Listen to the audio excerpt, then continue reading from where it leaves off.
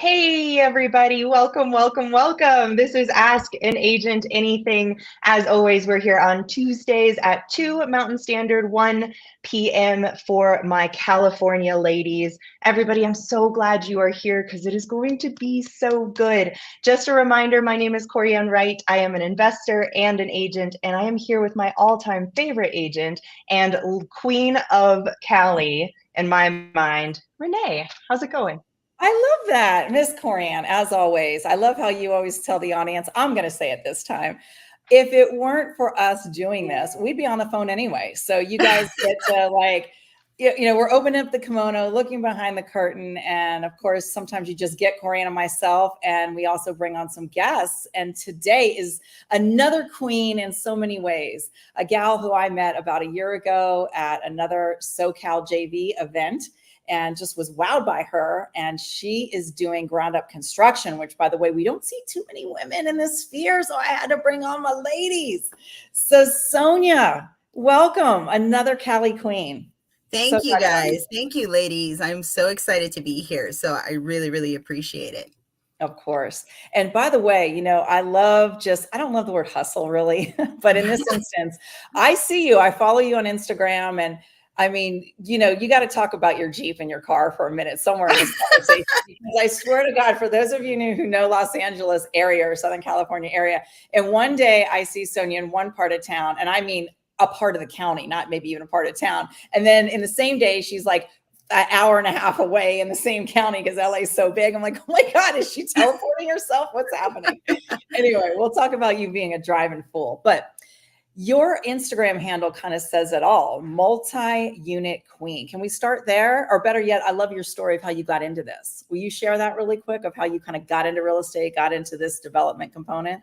Sure.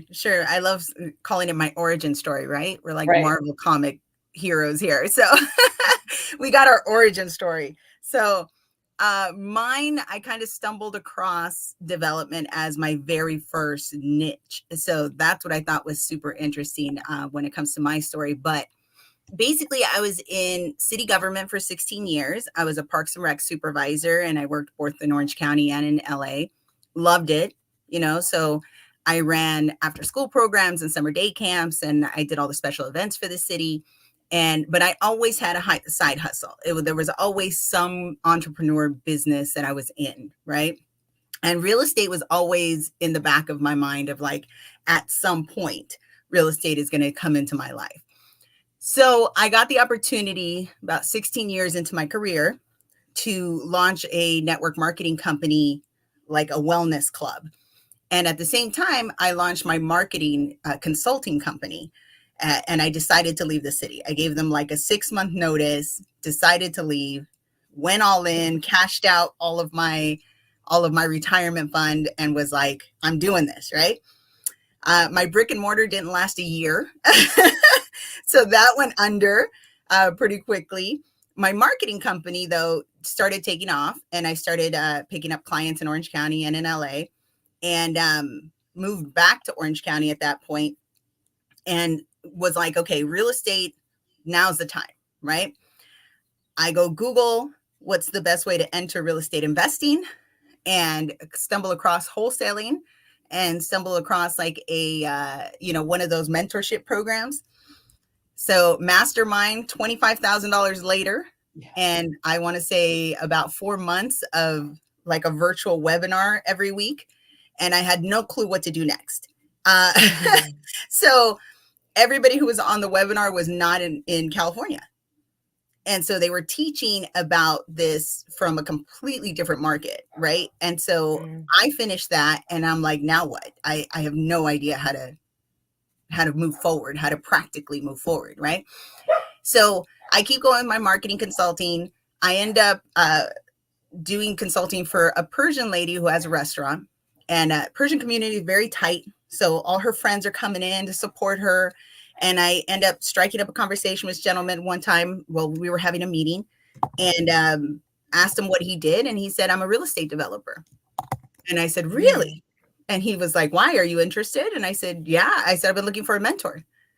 And just like that, 2 days later, I'm in his office and he says, well, you come do marketing for me and I'll teach you everything I know. And that's 100 projects later that we exited and that we built together over the last 7.5 years. And then last August, I decided to launch my own company and I decided to head off on my own. He's still an amazing mentor and everything, but our business just didn't align anymore. And so now I'm off here on my own with a new developer, a new general contractor, and I have 4 properties that we've taken down, have another 3 in the pipeline, and the goal is 20 for this year to do mostly ground up. So wow. there you go. We do good or do we do good here, guys? I mean, we could literally do a show, I think, on every bullet point you just said. And to summarize it, I want to, first of all, I want to acknowledge you because you are out in the world. Let's say just prior to being into real estate, right? Into taking that, or that gentleman saying, hey, I will mentor you. But you were in an alignment, I assert, and open to and in receivership. So we do talk about mindset on this show, to be available, to be a yes. Because that guy could have, right, that guy could have come in and just gotten his lunch and on out the door he went, right? And so I just want to acknowledge you, and I want to say to the audience at large that this is so much about life and opportunity. This is not just, what do you do when you're in real estate? There's a lot of information on the internet about that. And there's, of course, a lot of information about mindset. But here we are on this show about Ask an Agent Anything. And I think sometimes we get so caught up in the minutia of our day that if we're looking to make a change, or like the Who Not How, right, book, it's like, who can we listen for that is out there to help us? And so good on you that you just stayed open to the process, and you are so vibrant and vivacious that I'm sure that gentleman felt that from you and was like, hey, the energy of Sonia is somebody that I might want to be around. And I have all this knowledge and information, the older gentleman, right? I have all this knowledge and information. Whom could I impart it to? Because I had the pleasure of meeting him, and he is a little bit of an older gentleman, and he didn't have to do that for you at all. So minding, how you're being in the world. This is the royal you, how you're being in the world, and being open to opportunity, because more now than ever, agents are in a freak out, with everything that's happening with NAR, everything that's happening in real estate, just everything. I don't even have to go down the list, right? Everything that's happening. Okay. I talk to agents all day long, and you do too. And people are kind of in a glass half empty situation because it's not comfortable. And when people are uncomfortable, they start to complain. And when you start to complain, it shuts down your energy. So that was slightly long-winded, but I thought it was so important to not step over that, because we're going to talk about a lot of logistics, but it's like, that was the catalyst for you to even be here.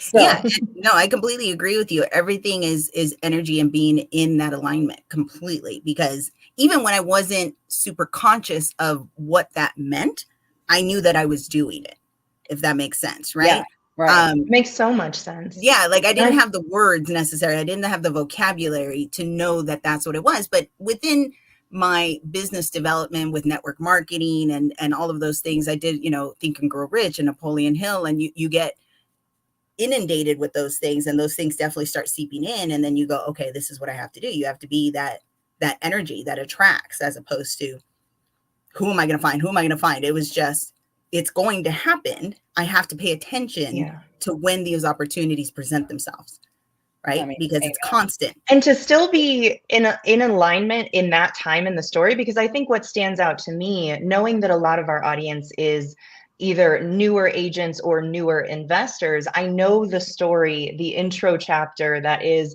I put a lot of money into a mentorship. That mentorship ended, and I didn't really know where to go from there. And the amount of people where that's the end of the story, not the end of chapter 1, is astronomical in the amount of people that I talk to. So to still be in that place of that investment didn't yet trigger the best business in the whole wide world starting immediately, but you having to kind of ask for the next step and be open to that next step. To me, it's a picking yourself back up, and the universe gives that back by giving you an amazing mentor.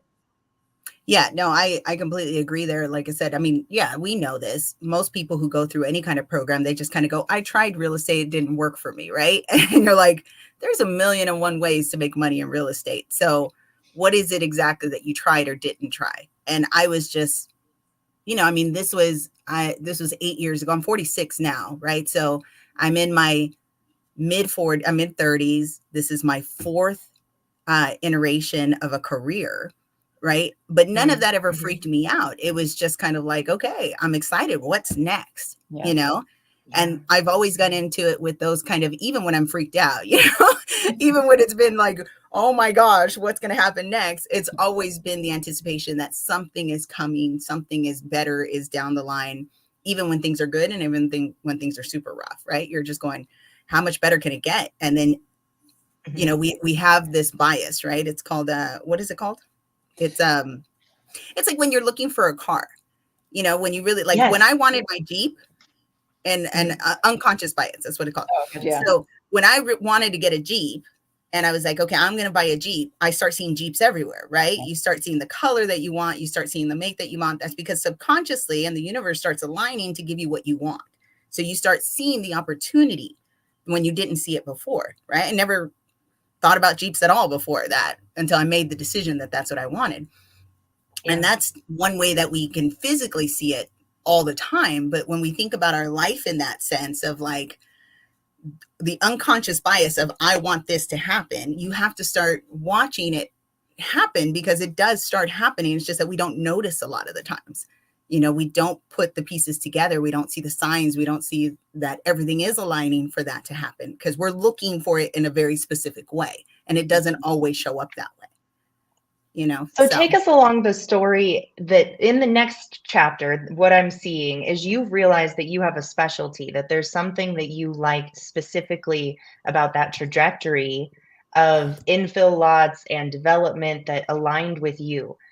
How did you find that? And when was the turning point that was your numero uno? So in my first year with my mentor, he was doing 4, 5, 6 projects a year, right? He was building duplexes, mostly in South LA. In the first year that I was with him, we got 12 projects, right? We got 12 projects under contract that we were able to start building in the year 2, right? So we went from 4 projects to 12 projects. The next year it was 18 projects. The next year was like another 16. So it was consistently in the teens going into the 20s by year 5 or 6, right? And I didn't get my license. I wasn't licensed until about 2 years into being the acquisition manager for my mentor, because I didn't want to be. I said, I don't think there's a reason for me to get licensed if I'm an investor. And he just said, you're leaving money on the table. Again, open your eyes to the possibilities that there's all these different avenues for you, and you don't have to pigeonhole yourself into one thing. And so I got my license, right? And one of the things that I noticed, because I was taught to analyze properties in a certain way, was that although flips, when the market is good, you can make a ton of money, right? When the market is not good and it does a turn, even like what we had in the last year, that there was a correction to it, 8 to 12%. If you didn't account for that, your flip, if you were in the flipping business, your profits were wiped out, right? That doesn't happen with multifamily, because there's so many different exits when it comes to it.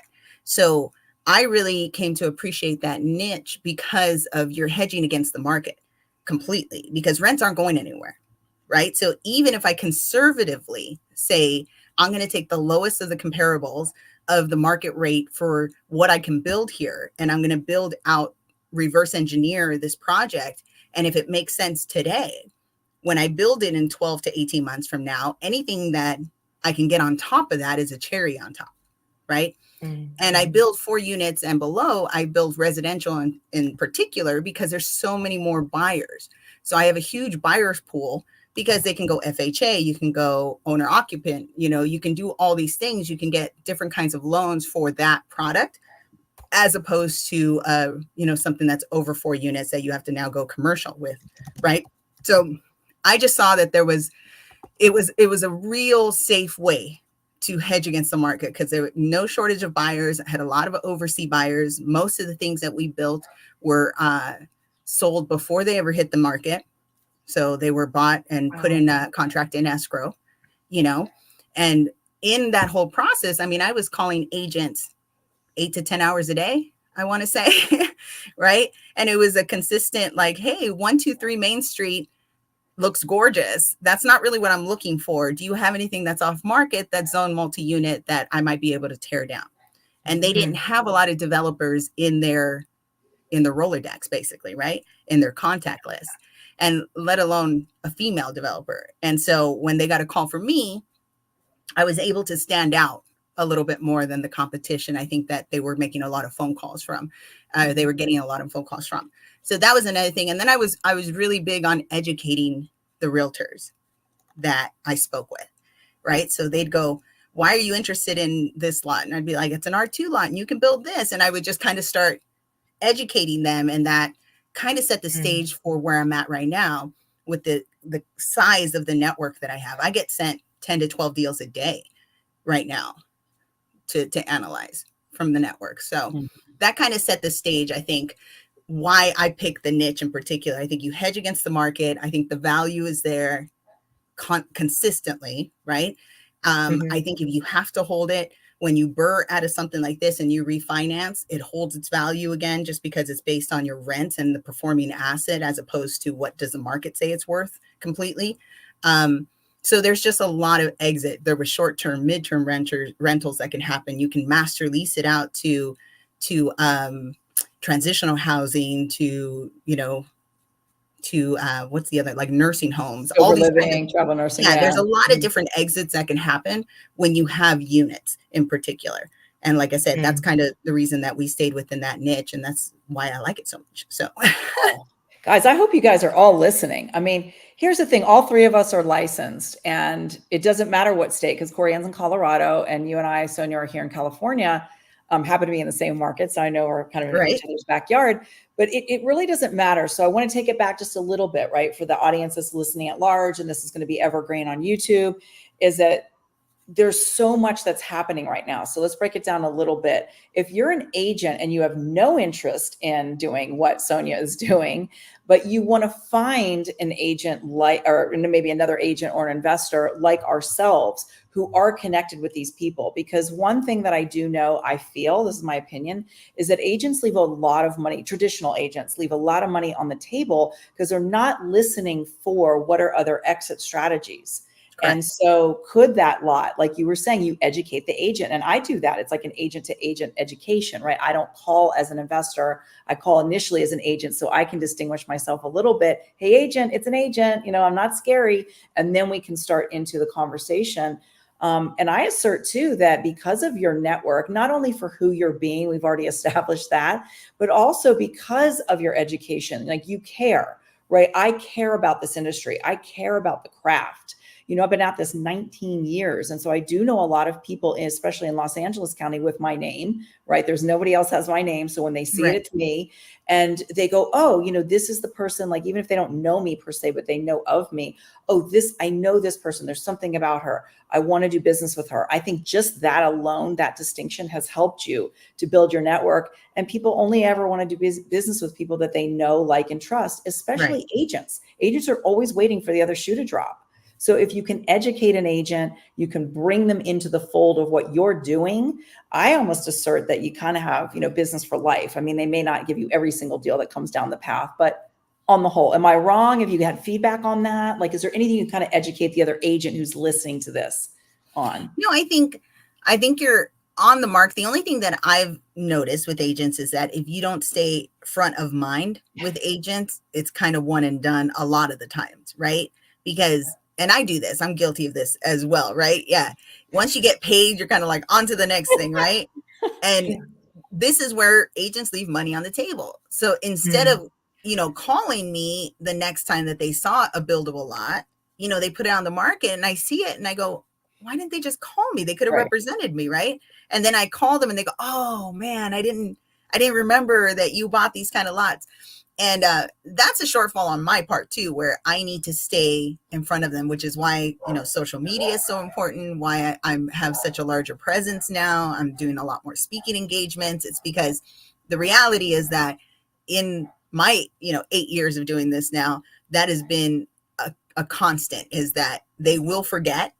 And again, they will leave money on the table because, again, if I was just a new agent, starting off, I'd be like, hey, I have a developer who's looking for certain kind of lots. Let me just go find those lots and I can sell them 5 of them, make my commission and breathe a little bit, right? Instead of trying to door knock the whole neighborhood and trying to figure out all these things, you know. I just think when times get tough for agents, they have to be able to niche down as much as they can and then go through their whole network of who is buying right now, who is not, what are they looking for?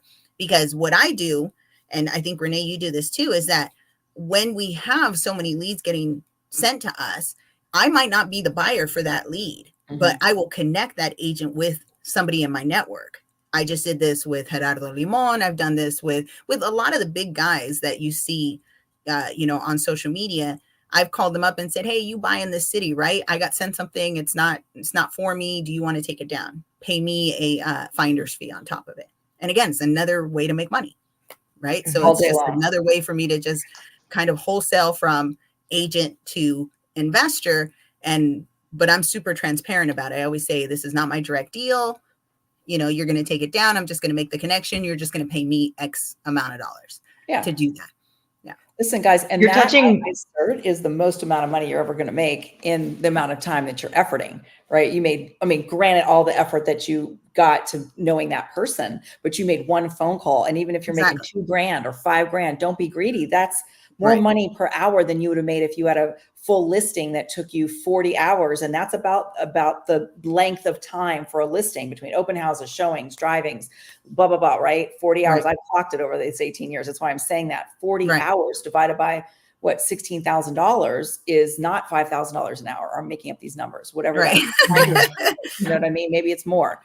Anyway, I wanted to really make that a point, you know, for the agents that are listening to think creatively, because you know, I survived and thrived during 2007, 8, 9, and 10. Was it hard? Yes. Do I have war stories? Absolutely. It is not what I signed up for, but it's what I needed to do to, you know, be in the business. And I tell you what, guys, we've had a trajectory like this for the last 12 years. And this market, these kinds of shifting markets, this is actually what real estate is. You were working in a fantasy land. This is actually real estate. So if you think it's hard, it is.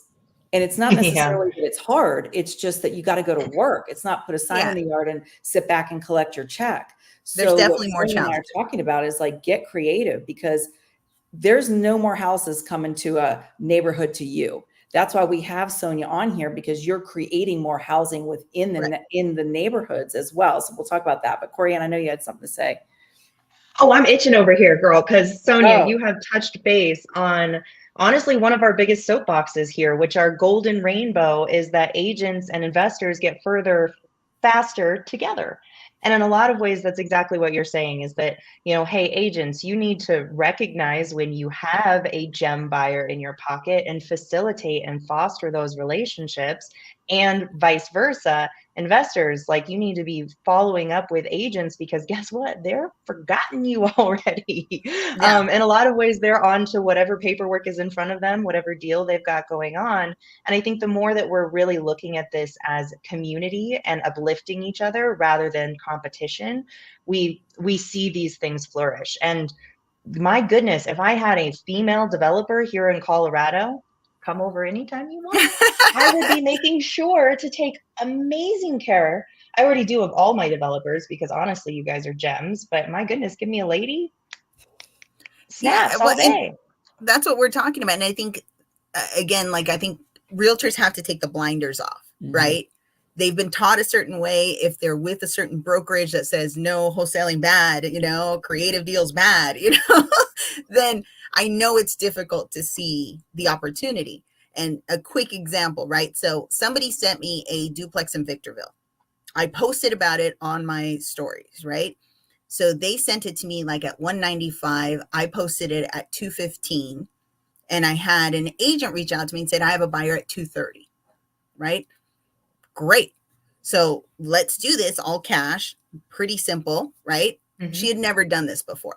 And so I was like, and the agents that were actually, it was a listed thing. So the agents had never done it before. So I had to walk everybody step by step on how do you do an assignment, right? But the buyer came back to that agent and kind of strong-armed her, you know, and said, I don't want to pay more than 220.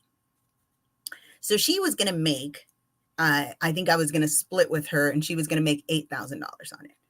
And she had a big problem with that. She was like, you know, I went from 15 in her head. She went from 15,000 to making 8,000. And I said, you understand that if you would have represented that offer at this price point, you would have made like $4,000 in commission that you have to split with your broker. Now you're going to make $8,000 that you don't have to split with anybody in 2 weeks. And all you did was bring the buyer to the table, you know? And she was just like, oh, I didn't think about it like that. And it's like, you have to take the blinders off, and you can't just be commission driven, because again, like Renee said, it's a challenging landscape.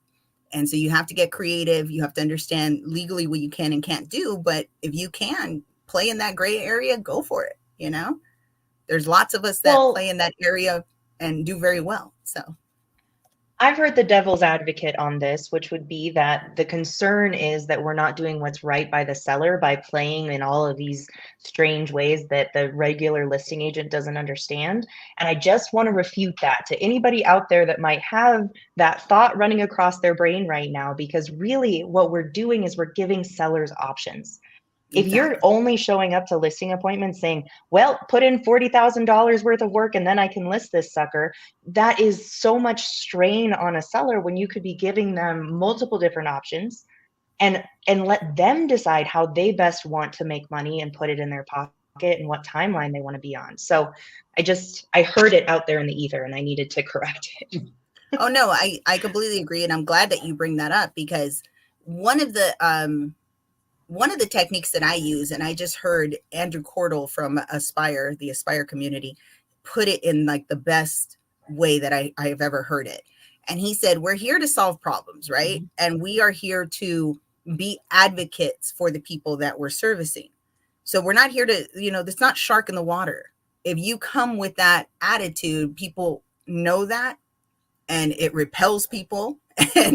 And a lot of men in our industry do that, right? It's always just go, boiler room kind of stuff. Like, I need to close the next deal. And that's where the hustle kind of comes in. And that's where the connotation comes in. But when you come in as an advocate for somebody, and I love the analogy he used. Okay, so the visualization, you have a hallway and your option is at the end of the hall, right? There's all these doors going down that hall, but your option is at the end of it. And you're hoping that that's the best option. But what you're going to do is you're going to walk that person through every option that they come up with. So they open the door and they say, hey, what if I could do this? And you go, let's talk about it. Okay, what does that look like? Do you have the capital? Do you have the time? Do you have this? And if they go, no, I guess that's not really viable, then they close that door. And then you go to the next door and they open that door. And then you help them, problem solve through that. And if that doesn't make sense, then they close that door. And it automatically leads them to the option that you're hoping is the best option for them. Now, if they open one of those doors and that works for them, you just help somebody solve an issue. And you can actually go to sleep with a clear conscience, right? That you didn't hustle anybody and make them sell them your property. You actually help somebody, and you never know how that comes back, right? Energetically, for sure. For sure. And here's the thing, like, I guess you can hustle somebody, right? And that's been since day one. They've been hustling each other for, 5,000 years, right? It just depends on what it was. So it's not going away anytime soon. But that's where experience and longevity helps, as well as your energy. So I'm speaking again, to the audience at large, but also agents. It's so funny. Like, I guess, it's too easy to get in and it's too easy to get out. I'll kind of point the finger at the DRE, the Department of Real Estate. That's like, nobody cares. If you were gone tomorrow in 3 to 6 months, probably nobody would even know you had your license.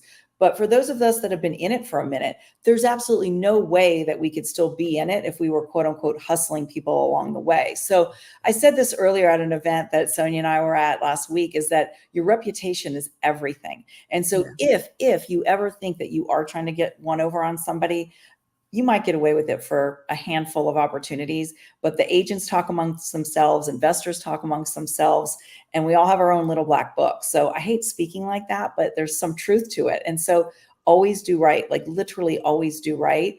And at the end of the day, newsflash, the seller really is the one to make the decision. I mean, unless they are not sound of mind, and then you really are legally responsible to make sure that people are sound of mind, whatever they're signing, they are in charge. So really nobody's getting hustled here. I think it's honestly the agents, because that's why Corianne and I started this. The agents and the investors are kind of like oil and water. And most investors are not regulated. So they do come at this with that kind of a hustle mentality because there's no recourse. If they did kind of, excuse my French, screw somebody along the way, then there's no recourse. There's no board, there's no management, there's no nobody. And so they're just off into the ethers, right? So that's why we kind of keep reinventing ourselves with the investors. But you'll see, as Sonia said, the good ones are around. You just, rattled off a couple of names, and that's why you keep getting opportunity. That's why I have a quality problem. I'm a matchmaker. I don't have enough of the buyers or sellers, or like, I'm always trying to matchmake. I'm like, I feel like I'm leaving money on the table. Why? Because I get a lot of inbound calls because of who I'm being, and how I've treated people. So it can't be said enough, even though it's obvious, it can't be said enough.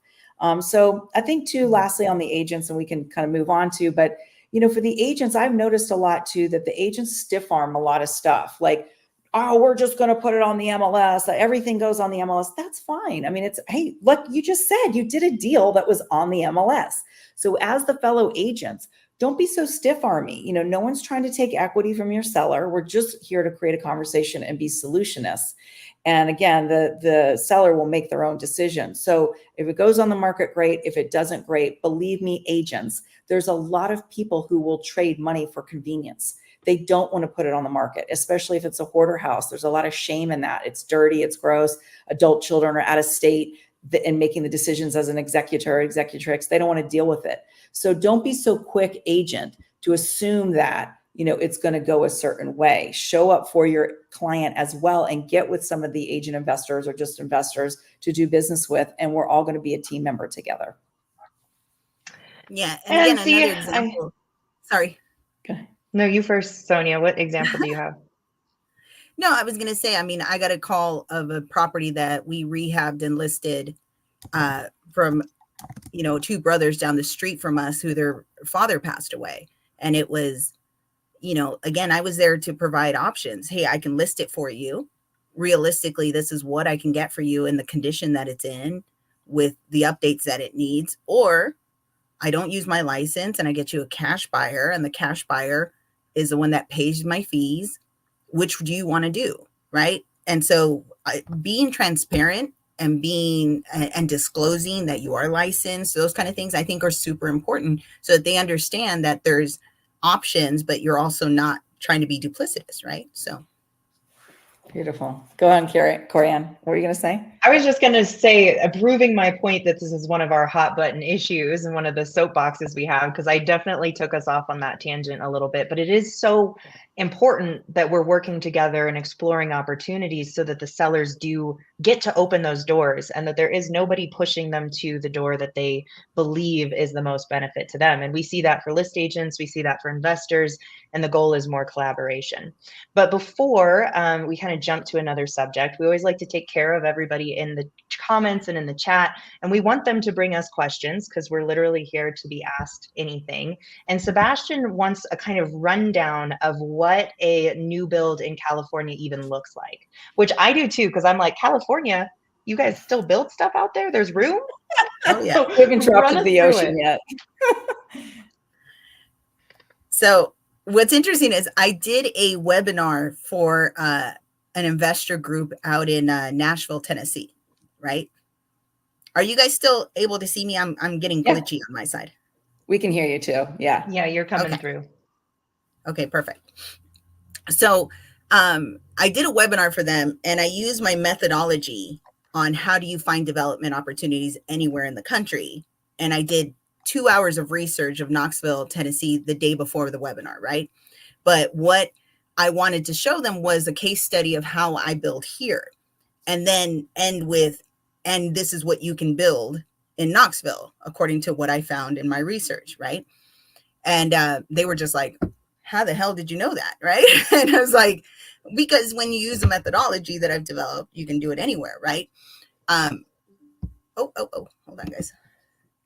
I should have plugged in. Hold on. Uh-oh. Yeah.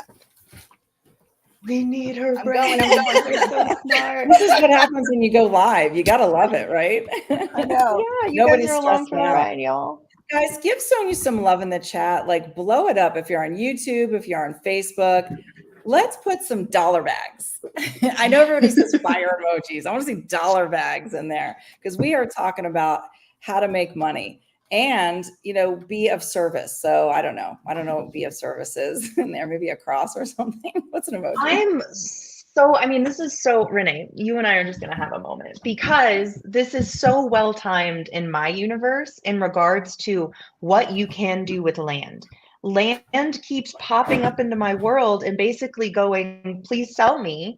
And I've made the most money I think I've ever made on one transaction. It was a land transaction. It was basically a wholesale of land.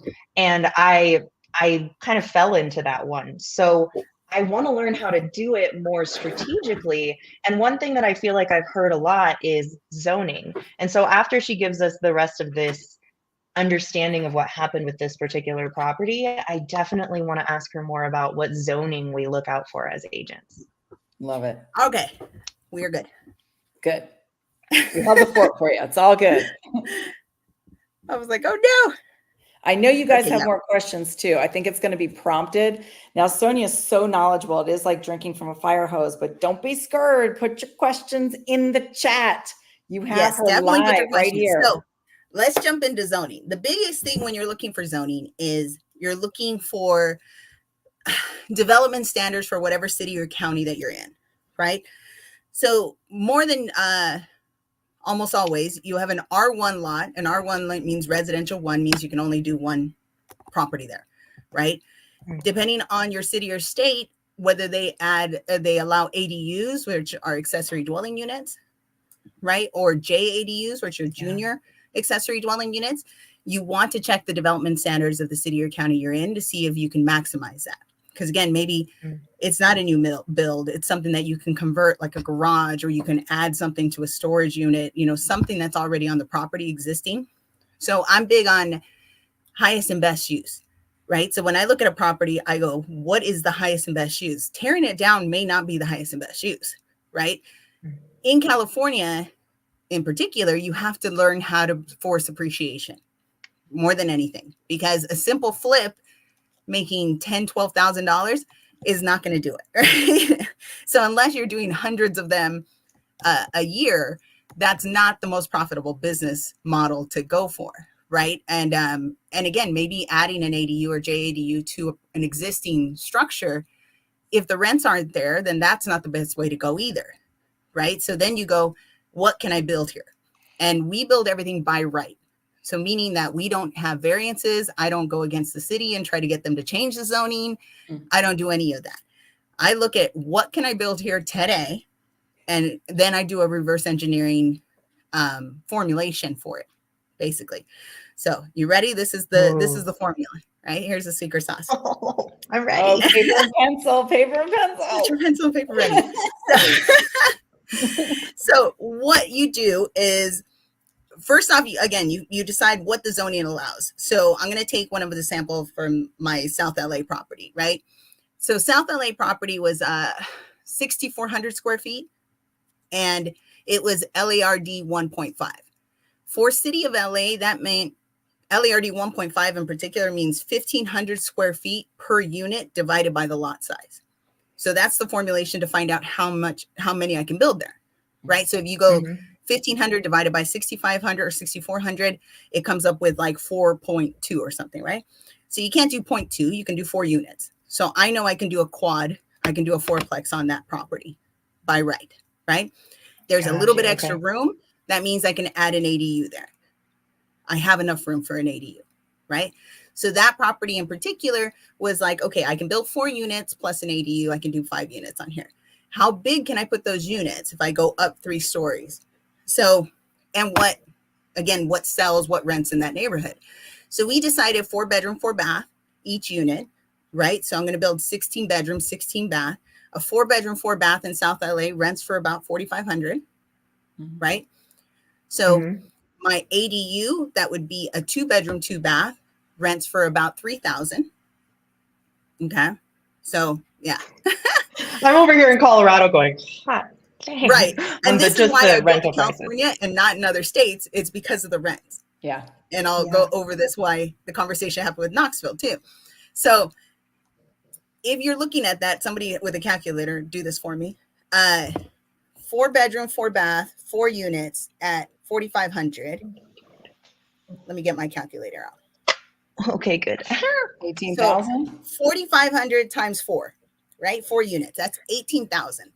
Plus, let's go super conservative on the ADU and say it's only 2,000, right? So 2,000 rent for the ADU. We're at 20,000 a month in rental income, right? Mm-hmm. So we multiply that by 12 months, right? That comes with 240,000. So that's your gross 240,000.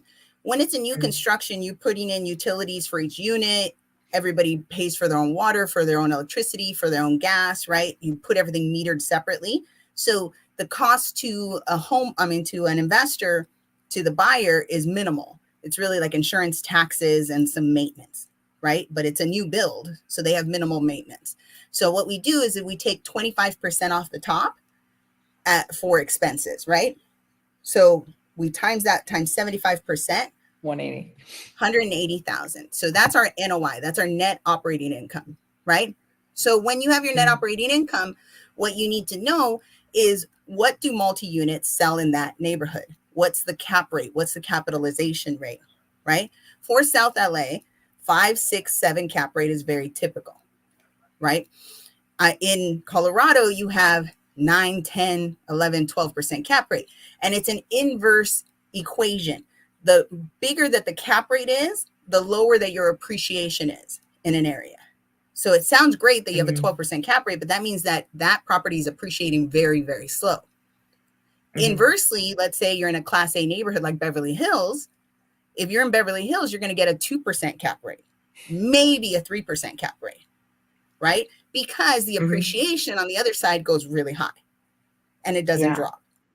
So for what we do as developers, what I do is that you're looking for that sweet spot where cash flow is coming in and you force that appreciation higher. And we buy right on the outskirts of what is called Class B neighborhoods, right? So we go into Class C neighborhoods because people still pay a lot of rent. They're still super close to where they want to be. And the growth of what's happening in those neighborhoods is bound to hit that area very, very soon. So we identify those pockets, right? So going back to this, 180,000 is your NOI, right? If I times that conservative by 5% cap rate, or by a 7% cap rate, divided, sorry, I always do that. 7% cap rate, right? My exit is 2.5 million, right? So my property is worth 2.5 million at a 7% cap rate. But 7% for new builds is kind of unheard of, right? So then I go, okay, what is it at a 6% cap rate? At a 6% cap rate, which is, again, a very good cap rate above normal, that's 5. So now my exit is at 3 million. So my value for this fourplex plus an ADU is $3 million. Okay. So I do that calculation kind of all day long.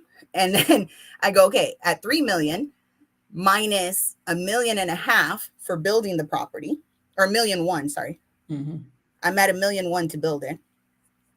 I'm at 800,000, right? I bought the property for 550,000.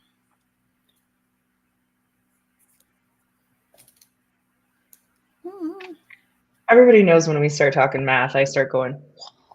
You start going cross-eyed, right? Well, a little cross-eyed, and always a little bit of awe, because I think, especially when you're coming in as a new investor, you're coming in from that side, the idea of even development or what to do with some of these properties is mind-blowing.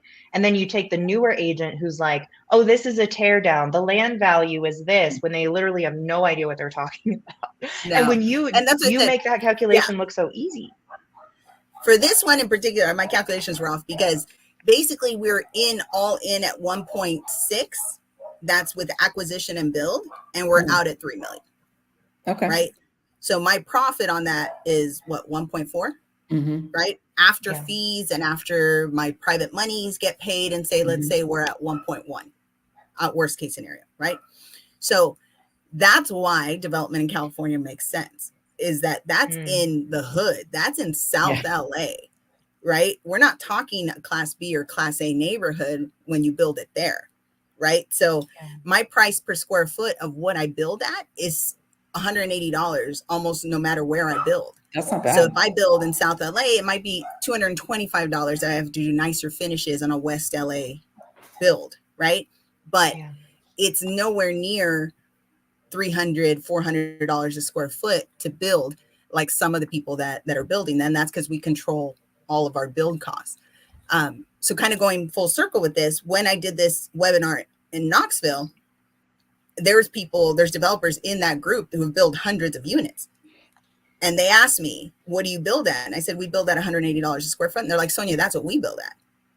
And I said, so let's take those numbers. Your acquisition cost is going to be a third of mine, but your exit, you make 100,000 when you build 4 units, and I make $1 million plus when I build 4 units. Why wouldn't I build in California, right? So when the tendency for California is because of tenant laws and all the things that happen. And there's a difference when you build ground up on a property that was a single family home, because it doesn't have rent control. So rent control follows the parcel. It does not follow the property, right? So if there was an old duplex on it that I tore down, it would still be rent control if I built 4 brand new units. So that's normally where the hesitation comes in for investors, because they're like, oh, rent control. But again, if you're at the top of the market, if I build 4 units, yes, they're rent controlled. But if I'm charging $4,500 a month for each unit, guess what? Year 2, year 3, I'm not going to go up 10%. I'm going to, price myself out of that market. So I can only go up the 3% that rent control allows anyway. Right. So as long as you are a good landlord and you stabilize your asset and you keep doing what you have to do, and you're raising your rents every year, and you're doing all the things, and you're maintaining it, and you're doing good tenant screening, then rent control shouldn't be a barrier to really, really good income coming into California. But the best thing for me is building it where it's not rent control. And that, I feel like, answers Jared's question here about where you develop. It's not A or B class, it's the C class areas, and that's not even a concern. So it's right on the cusp. And again, for everybody who's watching, A class, if you're in California, just think about the highest price points in anywhere that you live, right? That's going to be your A class neighborhood. Right outside of that, more middle of the road kind of income, but still on the higher end, that's going to be your B class neighborhoods. And then your C class neighborhoods are what you would think is kind of right on the cusp of that, where it's lower income, still very working class, but lower income. And then your D class neighborhoods are like really, really slums, like nobody wants to get in there. You don't want to do Ds, right? Because that transition of when those things are going to flip into a better neighborhood takes much longer. So we always identify pockets that are right on the outskirts of Bs. And that way, that growth is going to happen sooner rather than later. So, and here's great advice, no matter where you're coming in the business. It doesn't. It doesn't. And guys, like, this is the part where I'm now preaching, because we're in a post-pandemic world. Like, let's not get political about it, but we're not wearing masks, we're not doing whatever. Like, we're out talking to people. It is imperative to talk to people. So if this resonates with you, I call that urban pioneering. The D neighborhoods, like, there's only so many people that are going to urban pioneer, but developers, not necessarily, probably individual people that just can't afford anything else and they're willing to do it. But you got to get out and talk to people, because folks like Sonia are not necessarily in Facebook groups hanging out.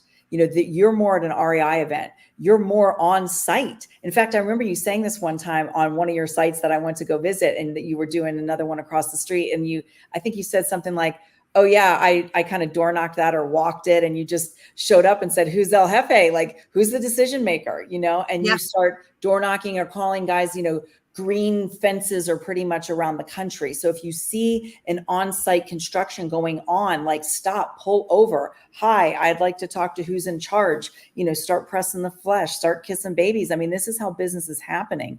So anyway, that's I'm kind of pointing on a lot of things that you're saying right here. And that happened to LA. The other thing that I've done is go down to building and safety, aside from talking, to folks like Sonia at an event, and find out what is community redevelopment, what is going on. So like you guys that watch sports, the SoFi Center, right? That's in Inglewood. All the rap songs about Inglewood and Compton were true, and I don't know how true they really still are. I mean, there's a lot of things that happen in both those cities when the sun goes still down. Pockets, but it's like, are you kidding me right now? I mean, Inglewood, the city of Inglewood, has completely reinvented itself. Yeah, and Inglewood doubled in 5 years, pricing of property in Inglewood.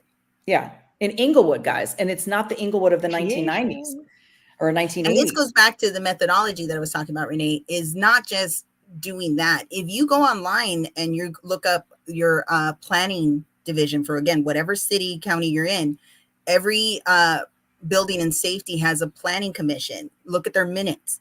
Look at the planning of the city. What is their 5-year plan? What is their 10-year plan? What are they rezoning for? Yeah. So all those kind of things. This is, again, what I did in Knoxville. I did this research. And then when we all started talking, I was like, so what's happening on your waterfront? Because I see that they are pushing for affordable housing, that they're doing this. And they were like, how did you know that? And I was like, because all you have to do is know the answer, know the questions that you need to ask. Really, that's what it is. And again, that's the methodology that I'm developing to put it into a formal, program. But that's a big part of it, is like there's all these different ways to find out what's happening. And even in Class D neighborhoods, right?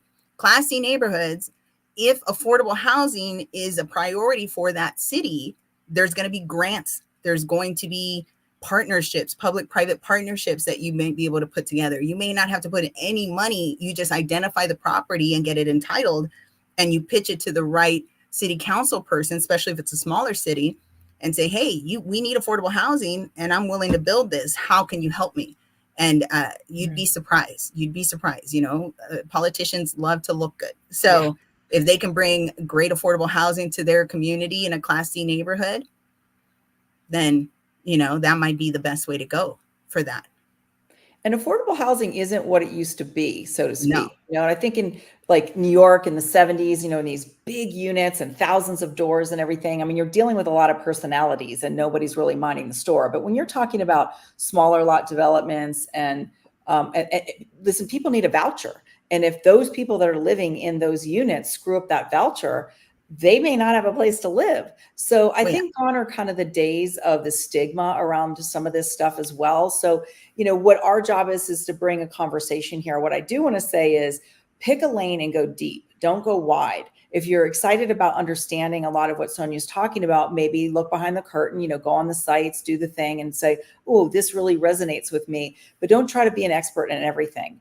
At least not yet. It does take time. So please pick a lane and go deep on it, and then don't get sidetracked, because there's a lot to know on many of the things that Sonia talked about. Corianne, you got something listen to this once and you get, of course I do. I'm full of opinions. But I just, in general, I'm so excited because I know that throughout this entire hour, you have given so many gold nuggets for us to practice. Like next time I'm on the phone with a developer, I'm going to be asking, like, basically, what kind of zoning do you prefer? What are some of your all-time favorites? And I'll go find them for you. And I think those little things that allow me to even just shift this week on how I can exponentially do more business when I find cool people like you is just incredible. And it gets me all excited for myself and our watchers. I'm looking at your comments in the. Are you looking at the chat? Corianne, do we have another best way to reach some of these decision makers? I think you asked that question or answered that question, excuse me. Well, and I think it depends on the city. Again, if it's a smaller city, like here in LA, you have the Southeast cities, right? You have like Maywood and Huntington Park and Linwood. And these are very small cities that are super accessible. You go to a city council meeting and then you kind of see who is the one that is development friendly. Again, look at the minutes and you can tell the way that they vote who's development friendly, and then you make an appointment with them and you go and sit down with them and you just say, hey, I'm a developer and I'm looking to do stuff in your city, and what do you want to see? My biggest takeaway is that you want to back up into what the city wants, as opposed to trying to reinvent everything that you're doing, right? That's the hardest way to try to do business. If the city says, I want to see more townhouse style and I want to see more condos, well, what does that process look like? That normally looks like 3 to 5 years. Can I get it done in a year in your city? Because that's what you want. Are you going to facilitate that? So those are the conversations you want to have. But again, do a little bit of research with looking at their minutes, watching the videos, because they put everything on, they stream everything. If you're in a bigger city, I would talk to your head of planning. Mm-hmm. That's who you're probably going to want to talk to. And again, just to get a feel and to introduce yourself, because when you start putting plans through, when you start doing all those things, they will remember who you are.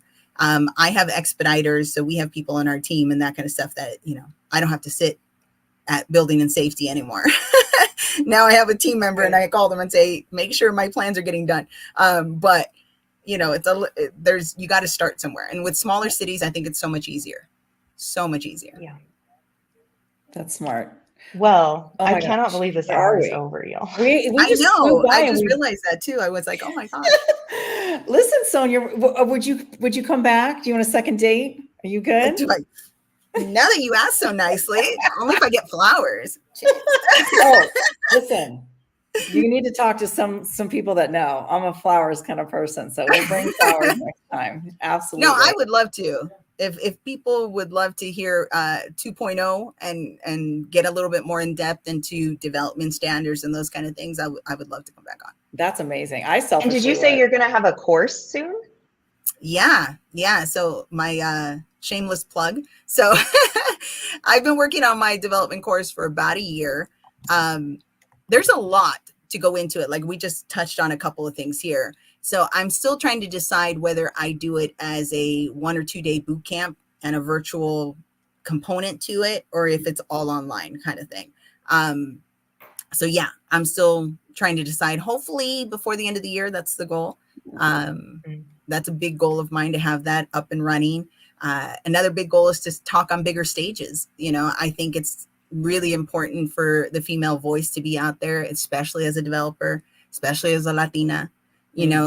There's a lot of people that look like me that don't know that we can do this, basically, and they need to see it. Unfortunately, they got to see it first before they believe it. So that's a big goal of mine, besides the 20 properties and my glamping site. We didn't even touch about my glamping site. So I'm going to get there. Okay.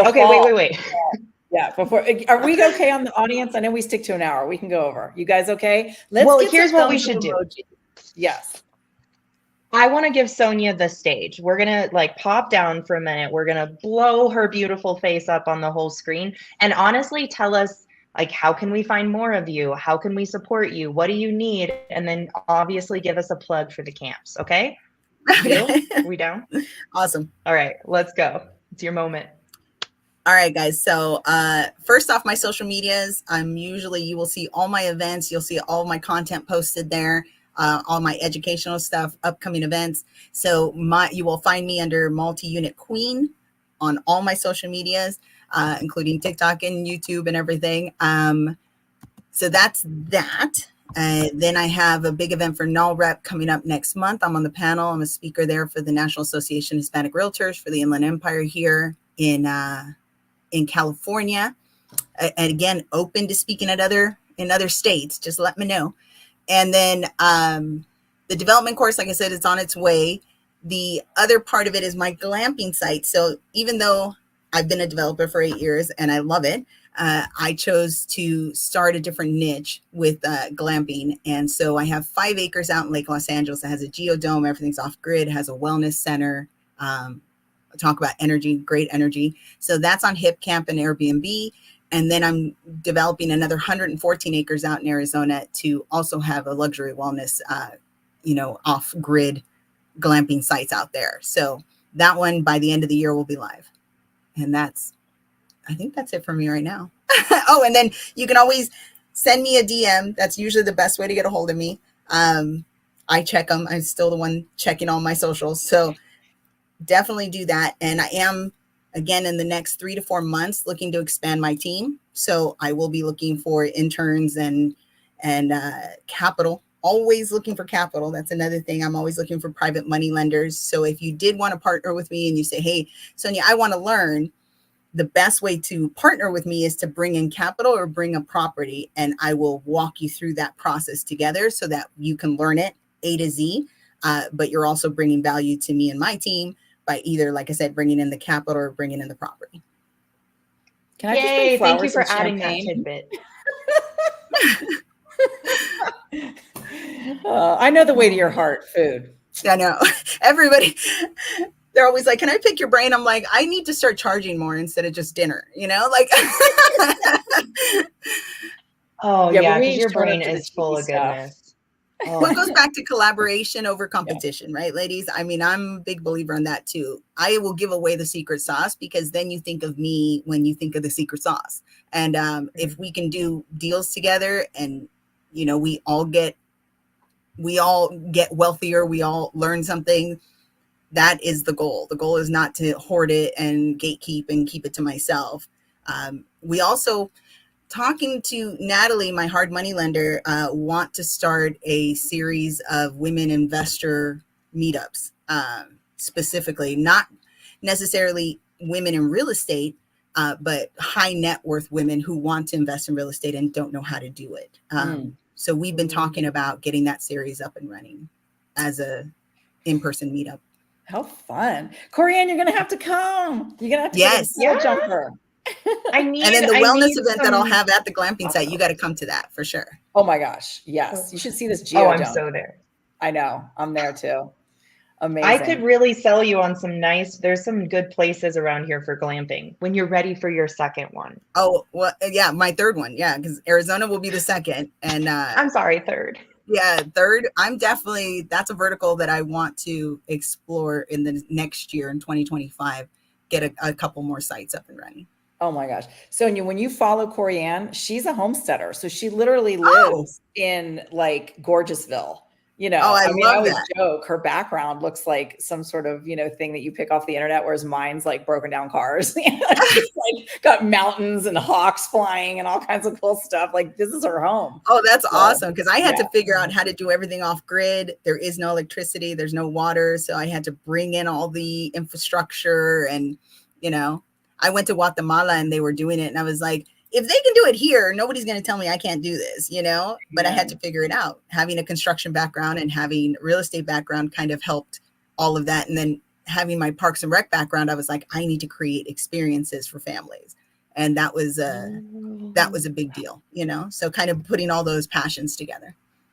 Oh my gosh. Okay, guys. I mean, Sonia's coming back. We have so much more to talk to her about. And honestly, that put like a little bow on it for me because I was like, oh, back to the beginning in regards to just how your story is aligning and shining. And we're so, so grateful that you brought that to us today. We really want to be aware of your time, though, and just say thank you so much for dropping so many gems. Ask an Agent Anything audience, come back every Tuesday. We bring fabulous, amazing women like Sonia through, and we're always open to every aspect of the conversation, good, bad, or ugly in real estate. So thank you guys, everybody, for being here. Any parting words, Renee?